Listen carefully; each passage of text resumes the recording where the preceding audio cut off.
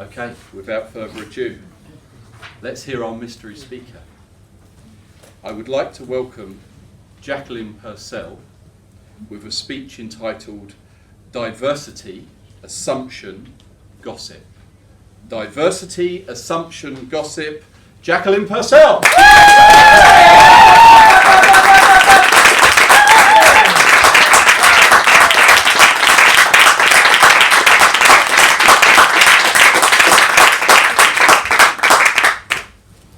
Why have we chosen these three words? Diversity, assumption, gossip. There's a very big reason why we've chosen them, because I feel it fits into the Toastmasters experience. But let's start with diversity. As a teacher, I was sent a link, and I clicked on the link and it said, you must complete this within 48 hours. It is a test on where you stand on diversity issues. And of course I thought, with characteristic bravado, diversity? I've lived in many countries. I'll just quickly answer this. It'll take me 10 minutes. It took me 20 and I failed. And I was like, what? How is this? But it said you can try again, and I did. I tried again. I cancelled all other things because I thought, I can't let this be victorious over me. I have to get the certificate for my teaching degree. So I answered again, and I failed again. And I was like, what's going on here? And then I realized, of course, this is government legislation. This is not just, do you like people from different cultures? If so, tick here. This was really detailed. This was like, how do you speak to a transgender person? And I was like out of my depth. And then I realized that actually Asperger's, autistic spectrum behavior, all of these things, which I flirt with, by the way, in my character. I have a lot of those traits myself, which I thought I knew so well. I did not know so well how to deal with it with other people. And so finally, on the third attempt, I got the certificate. But you know, it made me look at things from a completely different perspective. No more the arrogance in me where I thought I could deal with everything. I now understood things at a deeper level. But a few weeks later, I phoned the business school that had sent me the link. And a voice said, hello, business school. And I thought, this is a strange person on reception. What's wrong with them?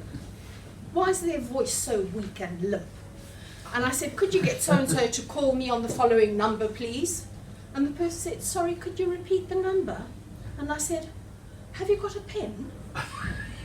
Yes, she said. So I said, okay, I'll repeat it. And I slowed it down. And she said, again, sorry, could you just repeat the last?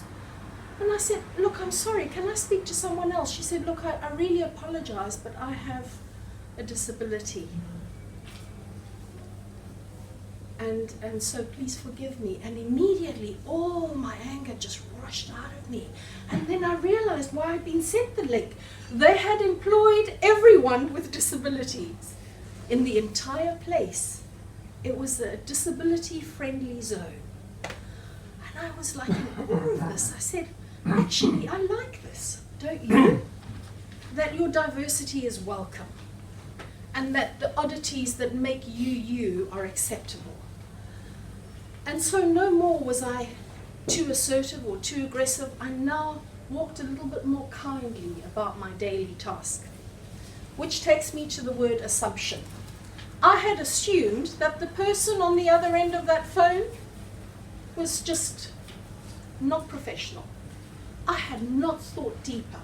And then I started to look at assumptions in general and how people make them so easily. Oh, something wrong with him over there. You know, he seems to be the sort of person who, you know, would lie and cheat. And if you question them about that, they'd say, oh, well, I just thought it, and therefore I believed it was correct. Are we all guilty of assumptions, are we not? We make them in a heartbeat. There's a book by Malcolm Gladwell which he says you blink and you make an assumption about someone and you cut them out because you think they're meaningless. Or you have a preconceived notion that you think is factual when actually it's not. And so assumptions came into my way of thinking now. was what I was thinking about someone accurate, or was it merely an assumption? And if it was an assumption, I tried then not to work on that assumption, but to give the person a fair chance at expressing themselves.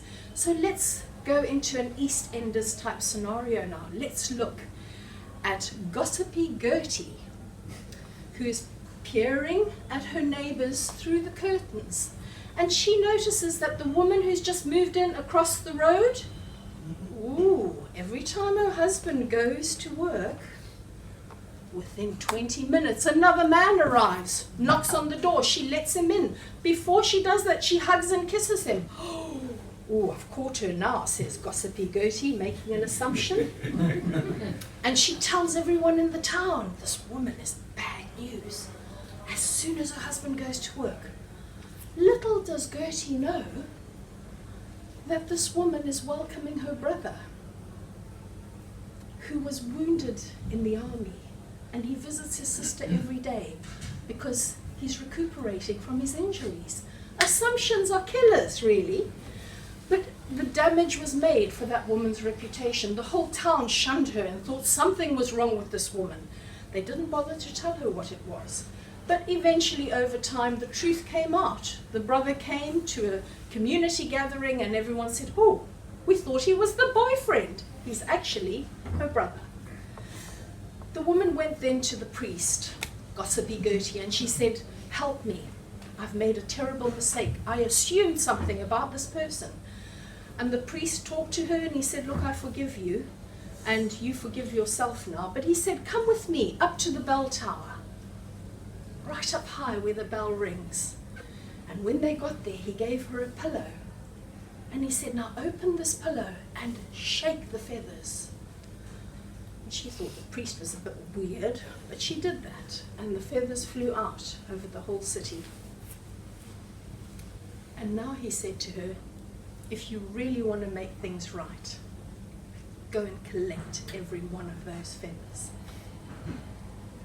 Because that's what you do when you gossip, when you assume, and you don't find out the facts.